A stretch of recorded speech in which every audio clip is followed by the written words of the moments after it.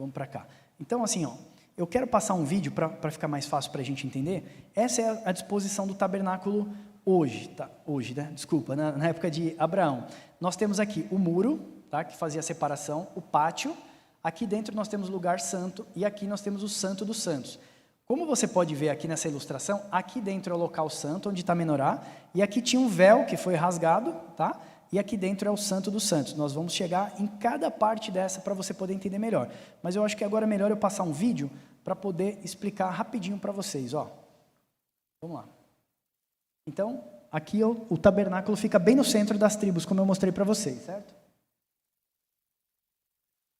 Ó, nós já vemos o altar queimando ali, que é o altar de incenso. Aqui vai ficar até melhor. Esse aqui é o altar de incenso.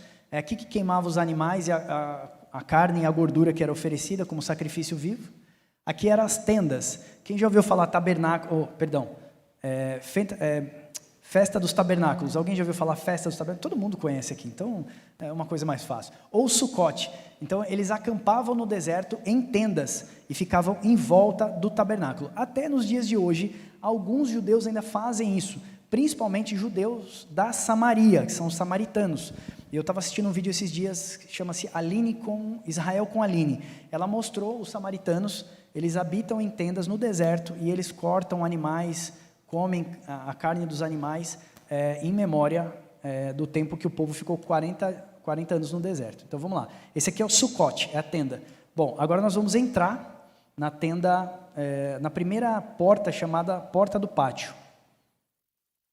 Abrindo a porta, você já dá de frente com o altar de sacrifício. Nós vamos explicar o porquê disso também. Aqui é a mesa de corte, onde os sacerdotes ficavam cortando os animais. Aqui é o altar de sacrifício. Ele tem 4 chifres. Nós vamos explicar também o porquê. Eles representam os 4 cantos da terra. A pia de bronze, que ficava do lado de fora, não podia entrar na tenda sem se lavar. Então precisava lavar pés e mãos para entrar lá dentro. E aqui é a segunda porta. Aí está mostrando como era revestido as camadas de revestimento do tabernáculo.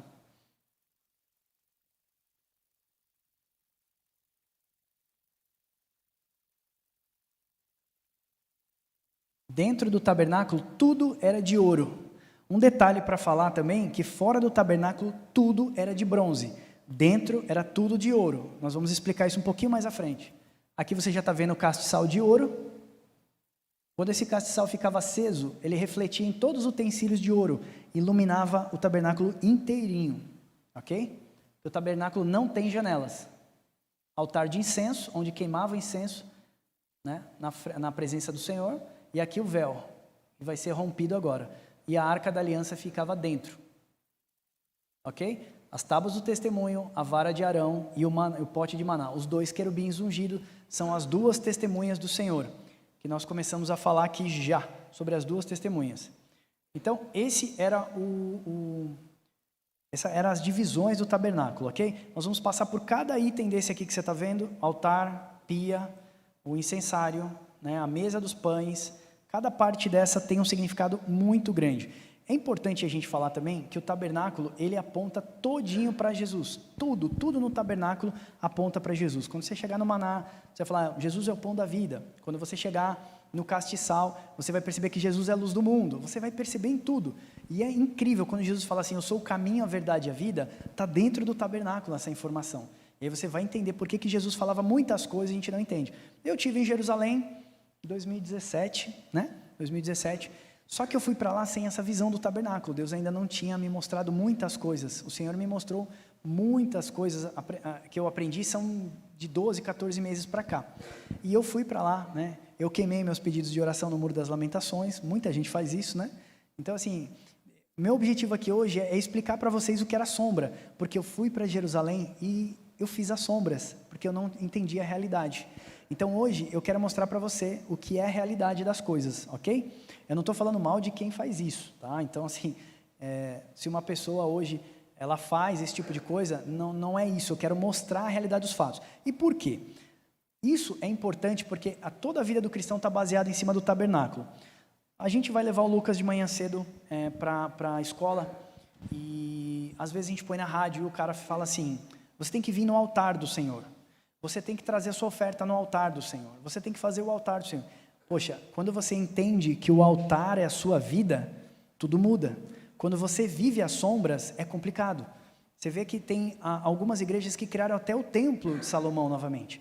Então o que ele está fazendo? Ele está trazendo as sombras de novo à realidade. Quando se faz isso, você pode passar a negar o sacrifício de Cristo. Sabe, nós assistimos esses dias um vídeo, eu ia trazer, mas eu achei muito agressivo mostrar para vocês. Um cara vestido de sumo sacerdote, Flávio, né? O sumo sacerdote Flávio, ele ia passar em todas as igrejas, as pessoas iam levar uma oferta e jogar dentro da arca. Aquilo é repugnante, porque a arca é a presença do próprio Deus. Quando você joga dinheiro dentro da arca, você está barganhando com Deus. Deus que é dono do ouro e da prata. E quando ele fez aquele objeto, ele está trazendo toda a igreja dele, centenas, milhares de pessoas em todo o mundo, ele está trazendo de novo, de volta às sombras. E meu coração, ele fica triste quando ele vê que a pessoa faz com sinceridade, mas quando é feito com interesses financeiros, causa uma ira, né? Aí eu lembro que ireis, mas não pequeis, né? Eu falo para minha esposa, ai, que raiva que eu senti agora, mas que ódio, sabe? Porque você ama as coisas de Deus que é santa, e você não admite aquele tipo de coisa. Então, quando a pessoa se veste de sumo sacerdote, ela está tirando o ofício sacerdotal de Cristo. Você vai ver em Apocalipse 1, Jesus andando no meio de 7 castiçais de ouro. João fala, e eu vi aquele semelhante ao Filho do Homem, e ele andava no meio dos 7 castiçais. João 1, quando ele tem a visão de Jesus Cristo. O que Jesus está fazendo? Ele fala assim, e ele estava vestido de vestes talares. Vestes talares são símbolo do sacerdote, do sumo sacerdote. Jesus está limpando a menorá, Jesus está vertendo o azeite, como ele falou lá em Levíticos, nunca deixe o azeite se apagar da menorá. Então Jesus está fazendo o ministério do sumo sacerdote, mantendo a sua igreja acesa, que é o que nós estamos fazendo aqui hoje. Deus está derramando sobre nós uma porção específica, para que a gente possa manter a nossa menorá acesa. Então a gente vê Jesus cumprindo o ministério do sumo sacerdote, algo muito lindo, e Jesus fala do mistério. Ele fala, você viu 7 estrelas sobre a minha mão, você viu 7 candeeiros na minha mão, as 7 estrelas são 7 anjos das 7 igrejas, e os 7 castiçais são as 7 igrejas. Então nós sabemos que o símbolo da igreja é o castiçal. No castiçal está toda a história da igreja, né? Então quando a gente vê uma pessoa se vestindo de ofício de sumo sacerdote, ele está tirando o brilho que é de Cristo. Por isso que eu falei no começo aqui, se eu sair daqui e você não se lembrar do meu nome, eu vou ficar muito feliz. O que eu quero que você se lembre é do tabernáculo, é a mensagem, não o mensageiro. Então a gente às vezes ouve essas coisas e a gente percebe, a igreja precisa abrir o olho, a igreja precisa entender que ela é o altar de sacrifício, ela que é o altar de adoração, é ela que queima incenso agradável ao Senhor. Então meu ministério aqui hoje é trazer para vocês a revelação de cada utensílio para você oferecer um incenso agradável ao Senhor. Então vamos lá, na visão do pátio, lá em João 14, do 4 ao 6, diz o seguinte, e vós sabeis o caminho para onde eu vou. Disse-lhe Tomé, Senhor, não sabemos para onde vais. Como saber o caminho? Aí Jesus respondeu o quê? Eu sou o caminho, a verdade e a vida. Deixa eu mostrar um adendo para vocês bem legal. Essa primeira porta aqui do tabernáculo, aqui de amarelo, ela é chamada de caminho pelos judeus. É o caminho pelo qual você vai entrar para você pedir perdão dos seus pecados. Ok? Só tem uma porta. Os judeus colocaram o nome dessa segunda porta aqui de verdade. Quando você entra na presença do Senhor, você precisa se diminuir e falar toda a verdade. É para Ele que você confessa os seus erros, os seus pecados, as suas faltas, né, e as suas dificuldades. E aqui, na separação do santo do santo, nós tínhamos um outro véu, que era chamado vida. Por isso que Jesus chega para os seus discípulos e diz assim, eu sou o caminho, eu sou a verdade e eu sou a vida. Ele está dizendo, se você não entrar por mim, você não consegue chegar até o santo dos santos, você não consegue ter acesso ao Pai. Então, somente por Cristo que é que a gente consegue acessar ao Pai. Então, você pode ver que o tabernáculo ele tinha postes gigantes, você não conseguia transpor esses postes. Então, Jesus é o caminho, a verdade e a vida. Ele é a única porta, a porta das ovelhas. É só por Ele que a gente consegue chegar ao Pai. Amém? Vamos lá, esse pátio externo está intimamente ligado com a área externa do homem, ou seja, o nosso corpo externo. Perceba que todos os materiais desse átrio externo eram feitos de bronze, exatamente porque o bronze aponta para o homem que ainda não está glorificado. Jesus com seus pés de bronze polido, você vai achar em Apocalipse 1:14. Você vai ver a serpente de bronze de Jesus Lembra que Moisés fala, levante uma serpente, as pessoas estavam morrendo da picada da serpente, levante uma serpente de bronze no deserto, e todo aquele que olhar para a serpente será salvo. Então Deus está mostrando o seguinte, que Jesus seria levantado no madeiro também, ok? Então aponta exatamente para isso, assim como Cristo, assim como Moisés levantou a serpente no deserto, assim importa que o Filho do Homem seja levantado, para todo aquele que nele crê, não pereça, mas tenha vida eterna. E aí eu vou mostrar aqui para você também, em Ezequiel, mostra que Ezequiel vê um homem de bronze em pé na porta do templo, e aí ele começa a levar Ezequiel a águas mais profundas. Lembra desse Ezequiel 37? Ele vai até águas mais profundas, depois quando ele volta, ele consegue perceber que já tem várias palmeiras em volta do templo e tal. Ali tem uma revelação maravilhosa. Eu tenho um vídeo no canal falando sobre a torrente de águas de Ezequiel 37. É lindo, você vai ver ali 4 camadas de revelação fantásticas, tá bom? Então, eu queria mostrar que a parte externa de bronze aponta exatamente para o homem. Em Apocalipse 11, 1 e 2, foi-me dado um caniço de medir, uma vara semelhante também foi-me dito. Dispõe, mede o santuário de Deus, o seu altar e os que nele adoram, mas deixa a parte do átrio exterior do santuário e não o meças, porque ele foi dado aos gentios, e esses por 42 meses calcarão os pés da cidade santa. Nesse mesmo capítulo, no livro de Apocalipse, nós temos uma descrição que as 2 testemunhas serão mártires por 1260 dias, ou seja, 3 anos e meio, e elas serão perseguidas e vencidas pelo anticristo. Em algumas bíblias você vai ver a tradução como mortas, as 2 testemunhas mortas. Também tem um vídeo no canal falando sobre as 2 testemunhas, eu não posso entrar muito profundo nesse tema, porque além de ser muito grande, muito complexo, não é o tema da nossa mensagem, tá? Mas o pátio externo está apontando para a vida do homem. Então, a igreja vai ser perseguida na última hora, a igreja vai ser fechada, né? Muitas congregações vão ser caladas. É claro que aqui, na América do Sul, nós ainda temos condições de congregar, mas nós já sabemos que na China a igreja é perseguida e ela congrega escondida, né? Eu recebi relatos assim, de alguns chineses que guardam no pé da mesa páginas da Bíblia.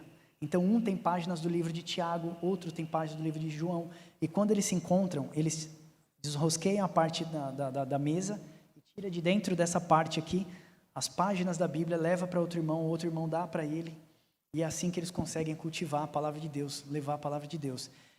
Eu acho que a igreja do Brasil precisa de um pouco de perseguição, a gente sempre vem discutindo isso até em alguns canais, porque a igreja do Brasil está muito confortável, e pela igreja estar confortável, a igreja acaba virando, algumas congregações, tá? Vamos fazer um parênteses, acaba virando um clube social, né? Então, assim, muitas pessoas vão para a igreja porque ela quer crescer, porque ela quer ser próspera, porque ela quer vencer na vida. Esse não é o objetivo da igreja. Isso aí você pode fazer num curso de coach, se você quiser. O objetivo da igreja, que eu falei no começo, é transmitir redenção. É para isso que Cristo nos chamou, para sermos luz para o mundo. Nós vamos chegar no candeeiro. Jesus falou, enquanto eu estou no mundo, eu sou a luz do mundo. Mas eu vou para o Pai, e agora vocês são a luz do mundo. A gente sabe disso. Então, nós precisamos refletir a glória de Cristo. Vanessa foi chamada na escola para falar a respeito do Lucas, e as professoras estavam comentando com ela como seu filho é amável, como seu filho é doce, como seu filho...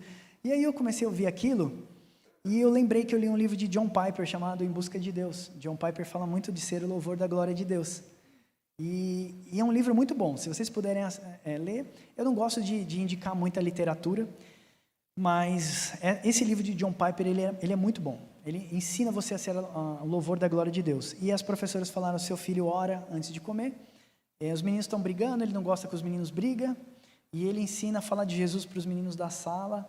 Aí ela me contou, eu falei, o Lucas é o louvor da minha glória, o Lucas reflete aquilo que eu sou. Aí eu falei para ela, tá dando certo, a gente tem que continuar fazendo isso, porque ele está aprendendo com alguém, ele precisa de alguém para que ele seja espelho, assim como vocês precisam dos seus pastores aqui, né? Porque vocês se espelham neles, vocês vêm aqui, recebem uma porção da palavra de Deus e vocês vão para o mundo. Eu era muitas vezes assim, eu vinha para dentro da igreja, recebia a palavra e construía um castelo no domingo. Quando chegava segunda-feira, na primeira dificuldade, batia a primeira onda, eu percebia que o castelo era de areia, porque desmanchava tudo. E eu falei para a Vanessa, tem alguma coisa errada, né? Eu já sou muito tempo cristão, mas tem alguma coisa errada, não está dando certo. Eu vou na igreja, eu sou abençoado, eu ouço a palavra, mas quando chega a segunda-feira, a minha vida volta a ser a mesma. Eu quero uma vida diferente, eu quero mudar. E foi então, há 6 anos atrás, quando eu fui buscar mais de Deus, fui buscar mais da palavra de Deus. E aí eu percebi que o que tem me transformado é a palavra de Deus. Por isso que Cristo fala, vocês já estão limpos pela palavra que eu vos tenho dito. Porque o que limpa a gente é a palavra. O que tira aquelas coisas sujas da nossa vida é a palavra. Muitos cristãos fazem o seguinte, ele vai durante a semana inteira para a sua vida, prostitui, adultera. Agora, só uma pausa, eu não estou falando de prostituição do seu corpo, eu estou falando de prostituição de adorar outros deuses, adorar um carro, adorar o dinheiro, né? Adorar o amigo, né? O clube de futebol, alguma coisa do gênero. E quando volta domingo, né? Ele volta para a igreja e aí ele vem adorar o Senhor. Só que o que ele faz? Como um bom marido que trai a esposa, ele traz flores, né? Ele apresenta flores para o Senhor. Senhor, toda honra e toda glória ao Senhor e tal. Então o que acontece? A pessoa não tem uma vida com Deus diariamente. E o que é ser louvor? Os hinos foram muito lindos que a gente ouviu. Então muitas vezes eu falava assim, eu vim para a igreja louvar ao Senhor. Mas isso não é louvar ao Senhor. Deus recebe no seu coração as ofertas também de louvores, né? Mas ser o louvor da glória de Deus é ser o exemplo de Deus e testemunha para todos os homens da terra. Sermos a glória de Deus manifesta entre os homens é refletirmos Cristo todos os dias, no nosso trabalho, na nossa faculdade, né? Eu conversei com uma advogada e eu falei para ela, olha, a gente precisa ajudar um irmãozinho, ele está com uma deficiência muito grande, queria saber se a senhora podia advogar para ele gratuitamente. Ah, mas como gratuito? Eu falei assim, é irmã da igreja. Eu falei, não, irmã, porque ele não tem condição, assim. Eu queria saber se a gente consegue ajudar ele. Ela falou assim, eu não penso como você pensa. Eu não estudei para isso. Eu não trabalho assim. Eu não tenho esse método. Enfim, colocou todos os parentes dela. Eu pedi até desculpa, sair da sala dela. Agora você imagina se aqui na igreja a gente tem advogados que advogam para ajudar o povo de Deus. Se a gente tem pessoas, por exemplo, de tecnologia que vêm ajudar a igreja, músicos que têm qualidade, que vêm abençoar o reino, a gente está entregando um pouco da nossa parte para Deus, a gente está sendo o louvor da glória de Deus todos os dias. Então, o que eu queria compartilhar com vocês é que ser o louvor da glória de Deus é refletir Cristo no dia a dia, dentro do nosso dia, dentro da nossa empresa, naquilo que nós fazemos também. Então aqui eu passei para vocês, referente ao pátio, essa parte do pátio todinha que a gente vê aqui, passei do caminho à verdade e à vida e passei esse pátio aqui externo. Esse pátio externo, lá em Apocalipse, numa outra oportunidade a gente pode falar sobre isso, a Bíblia fala que esse pátio será pisado pelo anticristo, a besta que sobe do mar, ela vai pisar esse pátio.